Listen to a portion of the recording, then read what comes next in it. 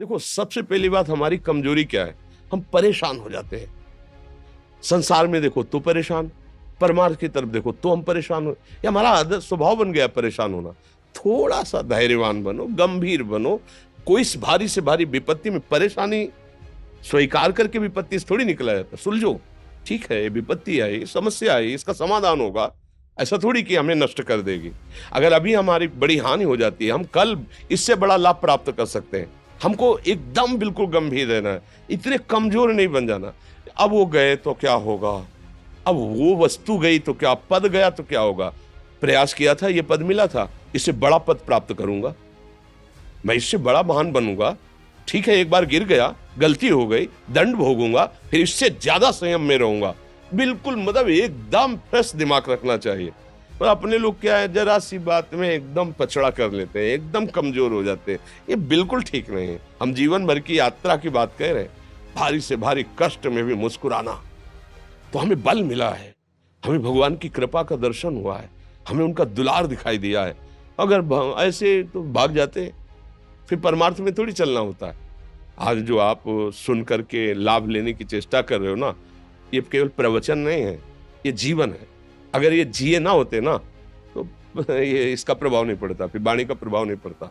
हम इसीलिए कहते हैं, जैसे आप लोग एकदम परेशान हो जाते हैं, जब बोलो क्या हमसे ज्यादा परेशानी होगी?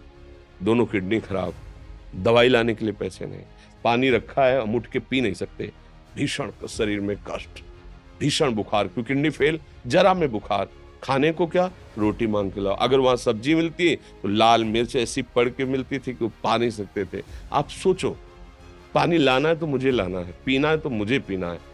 अगर मैं हारता तो कहां पहुंच जाता, क्या स्थिति होती? नहीं, मरना है, पर कदम पीछे। कोई दिन ऐसा नहीं जिस दिन सेवा ना की हो, जिस दिन सेवा ना गए हो। गुरु जी की सेवा में जाना है, पहले अपने को स्वस्थ साबित करना है, नहीं वो सेवा ही नहीं लेंगे। तुम बीमार हो, तुम कष्ट में हो, वैसे उनकी दृष्टि बड़ी शांत है। उनकी सेवा की, आके लेट गए, फिर हिम्मत की, अपनी श्री जी की सेवा की। मधुकरी नहीं गए, 3-3 4-4 दिन भोजन नहीं गए, पर सेवा नहीं छोड़ा, दिनचर्या नहीं छोड़ी। और उसका प्रधान कारण संयम, ब्रह्मचर्य, भगवत आश्रय, नाम जप, कभी हारने नहीं दिया। अभी भी थोड़ी देर बाद डायलिसिस शुरू होगा। हारने, आपको हारे हुए नजर आ रहे हैं?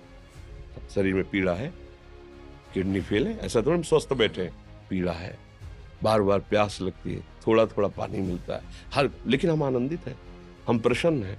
हम लड़ाई में हारे नहीं हैं, ना हारेंगे, हम जीत चुके हैं। हम अपने मालिक के भरोसे में अपना संवाद, तो वो, ये हम अपनी बड़ाई नहीं बता रहे, हम आपको बता रहे समस्या। सोचो, तुम्हारे पास तो माँ है, भाई है, बहन है, परिवार है, कोई ना कोई तो है ना।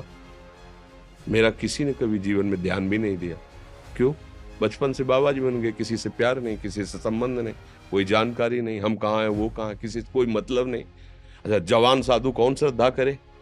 कभी गांव जाने की हिम्मत नहीं पड़ती कि रोटी मांग ले, पता नहीं लोग क्या सोचेंगे, क्या भावना कर ले। हम दरवाजे पे खड़े हैं, क्या कैसी भाव, जो हमारे सामने आकाश वृत्ति से आया यौवन अवस्था में, वही पाया, अन्यथा भूखे रह गए। जब हम हर समय अपने को विवेक के द्वारा सावधान रखे, तो हम कभी निराश नहीं हुए, कभी उदास नहीं हुए, कभी ऐसा नहीं लगा कि यार हम दुखी, कभी नहीं लगा। उसी का फल है कि उस सुख का संकेत मिल गया जहां दुख की निशानी भी नहीं है। वही उसी के बच्चे हो, हम सब उसी धातु से बने हुए हैं। हम इतना क्यों परेशान हो जाते हैं? हम ये देखते हैं, अपने लोग थोड़ी बात बिगड़ गई परेशान, नहीं बिगड़ी तो बिगड़ जाने की संभावना में परेशान है। आज सुख है, लेकिन कल सुख छिन जाएगा, तो हम आज के सुख में सुखी ना होकर कल के दुख की आने की संभावना में हम भयभीत हो। मतलब क्या हमारी सोच रह गई? हमको इतना बलवान बनना है कि सुख और दुख दोनों हमको छू न सके। भारी से भारी सुख की व्यवस्था है तो अहंकार नहीं, हर्षित होकर किसी का अपमान न करे कि हम धनी, हम पदाधिकारी, अमुक। भारी से भारी दुख आया तो हमें किसी के सहयोग की जरूरत नहीं, हम फिर अपने कदम बढ़ाएंगे, हम फिर जुड़ी हुई अपनी भावनाओं को सजाएंगे। मस्त जीवन एकदम। तुम अविनाशी के बच्चे हो। शेर का बच्चा भेड़ों के बीच में फंसकर म्यों म्यों बोल रहा है, बस अगर दहाड़ना सीख जाए तो कोई भी उसे परास्त नहीं कर सकता। ऐसे भगवद अंश, तू प्रपंच में फंसकर अपने को इतना दीन क्यों देख रहा है? तू ऐसा है, कि भगवान के दिव्यास्त्र में भी ताकत नहीं तेरे को मार सके। तू अविनाशी का अविनाशी बच्चा है, विनाशी भोगों को, विनाशी शरीर को मैं मान के इतना भयभीत, इतना दुख, ठीक नहीं। ये सबके लिए, केवल एक के लिए नहीं। आप समझो, आप लोग सोचते हैं हम गृहस्थ होकर भला ऐसी स्थिति कैसे। जनक जी सुखदेव जी के गुरु हैं और राजा हैं, महल है, रानियां हैं, नौकर है, चाकर। क्या सुखदेव जी जिनके शरीर में लंगोटी भी नहीं है, दिगंबर, परमहंस, परमहंस के गुरु हैं जनक जी जो राजा हैं। समझो आप ऐसा ना सोचे कि हम नौकरी कर रहे हैं, हम संसार में, हम गृहस्थ हैं, हम आध्यात्मिक की ऊंचाई पर नहीं चढ़ सकते। नहीं, आप एक सरकारी नौकरी या आप किसानी या व्यापार करते हुए आप एक अध्यात्म की ऊंचाई में चढ़ सकते हैं। और अध्यात्म ही है जो तुम्हें इस माया के दुख सुख से ऊपर उठा सकता है। दूसरा, चाहे जितनी संपत्ति आ जाए, आप सुखी नहीं हो सकते। सब देख लो, आंख खोल के देख लो, अध्यात्म ही है जो तुम्हें हर कष्ट सहकर मुस्कुराकर जीने का रास्ता बता देगा कि आप आनंदित हो जाओगे। कुछ नहीं बिगड़ा, अध्यात्म है तो कुछ नहीं बिगड़ा, अध्यात्म नहीं है तो कुछ नहीं बना, कुछ हाथ नहीं लगने वाला।